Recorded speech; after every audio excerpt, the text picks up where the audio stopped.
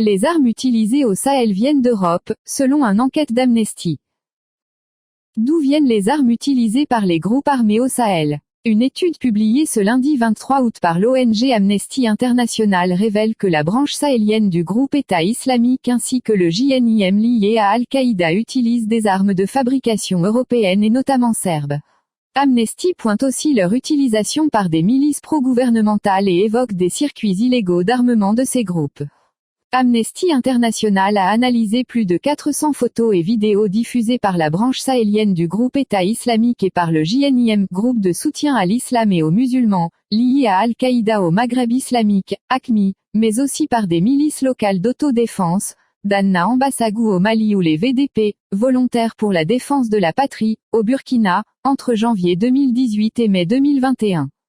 La plupart des armes que l'on peut y voir sont de vieilles Kalachnikov datant de l'ère soviétique, mais Amnesty a également identifié 12 cas dans lesquels les combattants avaient des armes plus récentes fabriquées par une entreprise serbe, Zastava.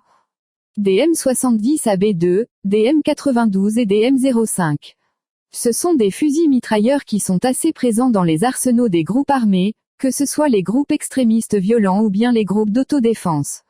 C'est pour cela que cette entreprise a été signalée en particulier, explique Ousmane Diallo, chercheur spécialisé sur le Sahel à Amnesty International. Trafic, faiblesse des contrôles ou dons d'armes.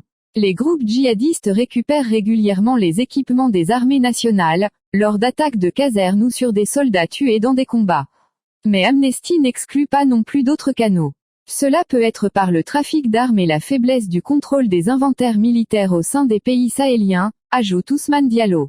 Et en même temps, une dernière hypothèse que l'on ne peut pas négliger, c'est la possibilité que certains des membres de ces forces armées la vendent ou bien donnent certains de ces fusils à des membres de groupes armés, en particulier des groupes d'autodéfense pro-gouvernementaux.